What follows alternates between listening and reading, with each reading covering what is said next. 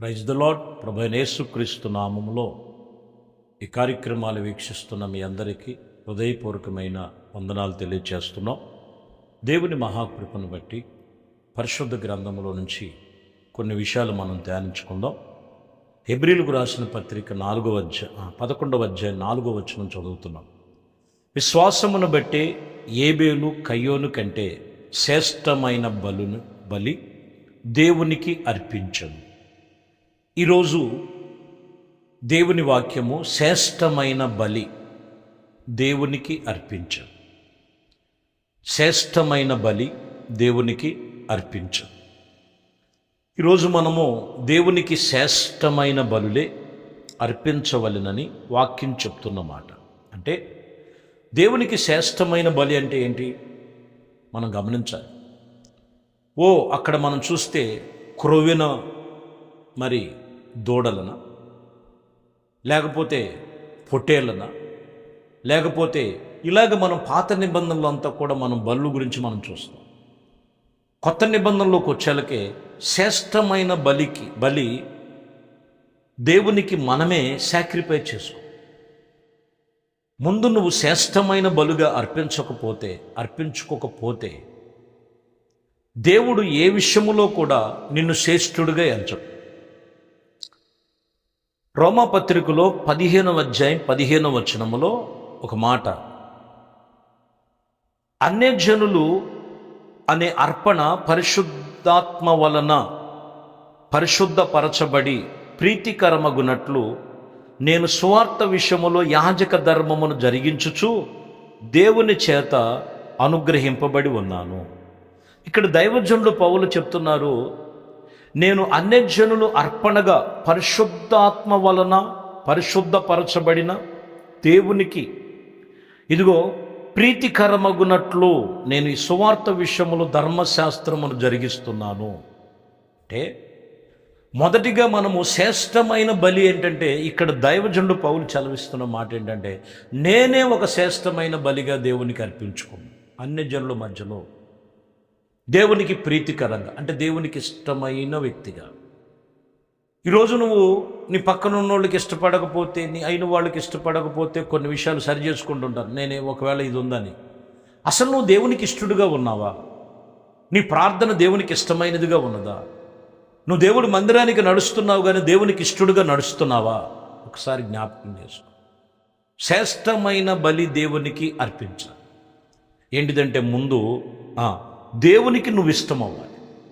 చూడండి, మత్తయి సువార్తలో 23వ అధ్యాయం 23వ వచనంలో అంటారు, యేసయ్య, అయ్యో వేషధారులైన శాస్త్రులు పరిచయులారా, మీరు పొదేనాలోను సోపులోను జీలకర్రలోను 10వ వంతు చెల్లించి ధర్మశాస్త్రములో ఇదిగో ప్రధానమైన విషయములో అదిగో ఏమై ఉన్నారంట, అనగా అన్యాయముగా మీరు నడుచుకుంటున్నారు. చూసారు, మీకు అర్థమవుతుందా? బలులు అర్పించే, లేకపోతే దేవుడికి అర్పణలు అర్పించే విషయంలో ఆఖరికి పొదేనాలోను సోపులోను జీలకర్రలోను 10వ వంతు చెల్లిస్తున్నారు. బాగానే ఉంది. కానీ ఇక్కడ మనం చూసినట్లయితే దేవుని వాక్యము విని వాటి విషయంలో అన్యాయంగా నడుచుకోండి. ముందు దాన్ని విడిచిపెట్టు, దాన్ని సరి చేసుకో. వాక్యం చేత సరి చేసుకో. చాలామంది సరి చేసుకోరు. తొలసూరు గుడ్డు తెచ్చారండి, గుడ్డులో 10వ భాగం. తొలసూరుగా మేము ఇది చేసామండి, దేవునికి 10వ భాగం. ముందు దేవునికి 10వ భాగం ఇచ్చేటువంటి ముందు ఇక్కడ వాక్యం ఏం చెప్తుందంటే, నువ్వు ధర్మశాస్త్రములో విషయములో ప్రధానముగా నీవు అన్యాయంగా నడుచుకుంటున్నావా, న్యాయంగా నడుచుకుంటున్నావా? ముందు దాని విషయంలో శ్రేష్టమైనదిగా నువ్వు ఉండాలి. నీ స్థితి మారాలి. ఇది మారకోకుండా కొందరు చెప్తున్నటువంటి మాట ఇప్పుడు మనం చూస్తే, దేవునికి ఇవ్వండి మీరు దీవించబడతారు, దేవుని దగ్గరికి తీసుకురండి. దానికన్నా ముందుగా నీ హృదయం దేవునికి ఇవ్వాలి. దేవునికి అర్పణగా అర్పించాలి. దేవుడు వాక్యానుసారంగా నడుచుకోగలిగితే అది శ్రేష్టమైన బలి, దేవుడు కోరుకునేది, అది దేవునికి ఇష్టమైనది. అక్కడ 51వ కీర్తనలో మనం చదువుతున్న 16వ వచనంలో, నీవు బలులు కోరిన వాడవు కావు, కోరుకున్న ఎడల నేను అర్పించదను, దహన బలి నీకు ఇష్టమైనది కాదు. 17 విరిగిన మనసు దేవునికి ఇష్టమైన బలి. దేవా, విరిగిన నలిగిన హృదయమును నీవు ఆలక్ష్యము చేయవు. ఏది దేవునికి ఇష్టమైనది? బళ్ళు కోరటానికి ఆయన బళ్ళు కోరేవాడు కాదు. బళ్ళు కోరుకున్నట్లయితే నేను అర్పించదును. దహన బలు నీకు ఇష్టమైనది కాదు. విరిగిన మనసు దేవునికి ఇష్టమైన బలి. విరిగిన నలిగిన హృదయము దేవుడు ఎన్నడూ కూడా ఆలస్యం చేయ. నీ హృదయం నలగాలి, నీ హృదయము విరగాలి దేవుడి సన్నిధిలో. బలులిచ్చేసి మొక్కుబళ్ళు చెల్లించేసుకొని అందరితో ముగించుకునేది కాదు ఇది. దేవుని నమ్ముకున్నది, దేవుని దగ్గరికి వచ్చి ఉన్నది, దేవుడు అనేవారు ఉన్నారు. ఆయన సన్నిధిలో మనం ఎలా నడుచుకోవాలో అనేది ఖచ్చితంగా చెప్తున్న మాట. కాబట్టి అర్పించాల్సింది నీ హృదయం. ఆయనకి ఇష్టమైనది నీ హృదయం. అది శ్రేష్టమైనది. నీ హృదయం శ్రేష్టమైనది. నీ హృదయం శ్రేష్టమైనది.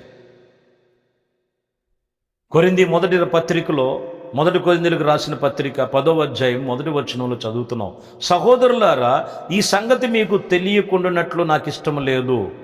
అదేమనగా, మనము పితరులందరూ మేఘము క్రింద నుండి ఉండిరి, వారందరూ సముద్రములో చక్కగా నడుచుకుంటూ పోయిరి. ఎక్కడున్నారంట? దేవుడు చెప్పిన మాట క్రింద ఉన్నారు. దేవుడు ఆజ్ఞాపించిన వాటి క్రింద ఉన్నారు మన పితరులు. అందుకనే ఎటువంటి భయంకరమైనటువంటి వారి ఎదురుగుండా ఎర్ర సముద్రం వచ్చినా, ఎరుకో గోడలు వచ్చినా, యొర్దాను నది వచ్చిన వారు చక్కగా దాటి వెళ్ళటానికి గల కారణం ఏంటంటే ఆ మేఘము క్రింద, అంటే దేవుడు చెప్పిన మాటకు విశ్వాసముతో ఉన్నటువంటి ప్రతి ఒక్కరు కూడా. అది దేవునికి శ్రేష్టమైనది. దేవుడికి శ్రేష్టమైనది. మొదటి అధ్యాయములో యెషయా గ్రంథములో 11వ వచనంలో మనం చదివితే, యెహోవా సెలవిచ్చిన మాట ఇదే, విస్తారమైన మీ బలులు నాకు ఎలా? దహన బలులు, పొట్టేళ్లను, బాగుగా మేపినటువంటి దూడలను, క్రొవ్వును, దూడల కొవ్వును నాకు ఇదిగో ఏ విషయములో వెనుకకు ప్రతి విషయములో, ఇదిగో కోడెల రక్తమును, గొర్రెపిల్ల రక్తమును, మేకపోతు రక్తమును నాకు ఇష్టమైన లేదు, నాకు ఇష్టం లేదు అంటున్నాడు. అంతే, నాకు ఇష్టమైనది కాదు. దేవుడు వాక్యం చెప్తున్న మాట ఇది కాదు మీరు ఇవ్వాల్సింది. ఏమంటున్నాడండి 17లోకి వచ్చేళ్ళకి, కీడు చేయుట మానండి, మేలు చేయటం నేర్చుకోండి, న్యాయమును జాగ్రత్తగా విచారించండి, హింసించబడిన వారిని విడిపించండి.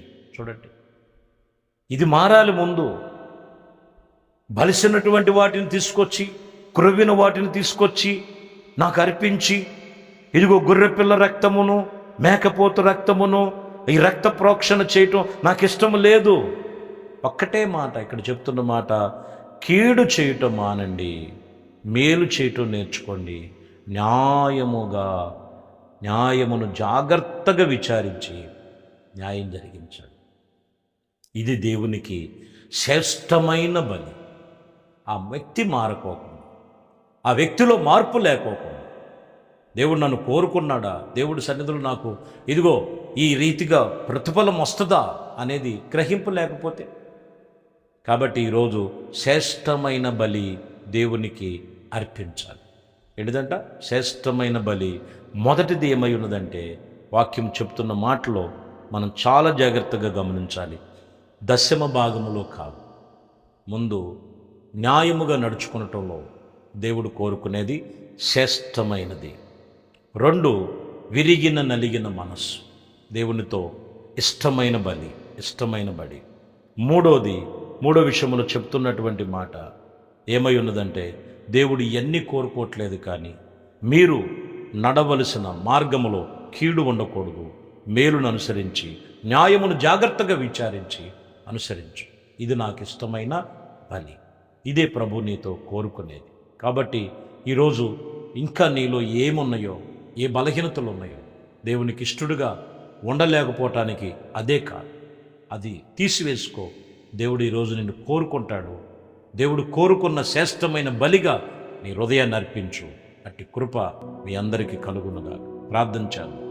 మహాపరిశుద్ధుడా, ప్రేమ కలిగిన తండ్రి, దయగలిగిన మా ప్రభు, నీ శ్రేష్టమైన పరిశుద్ధ నామమును బట్టి మీ కొందనాలు స్తోత్రం. ఈ ఉదయకాలం నీ వాక్యం ఏంటున్నా మీ బిడలను ప్రార్థిస్తున్న మీ బిడలను అయా ఎవరైతే వీక్షిస్తున్నారో వారందరినీ మీ చేతులకు అప్పగిస్తున్నాను.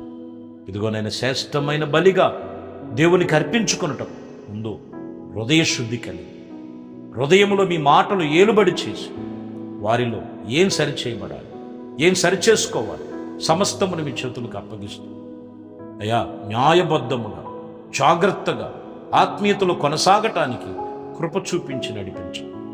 నజరేయుడైన యేసుక్రీస్తు నామములో వారి ప్రార్థనలన్నీ ఆలకించి ప్రతిఫలమిస్తున్నావు. మీ కృపలో స్థిరపరచు. యేసుక్రీస్తు అతి పరిశుద్ధ నామములో ప్రార్థించి వేడుకొనుచున్నాం తండ్రి. ఆమేన్. దేవుడు మిమ్మల్ని దీవించునుగాక. God bless you.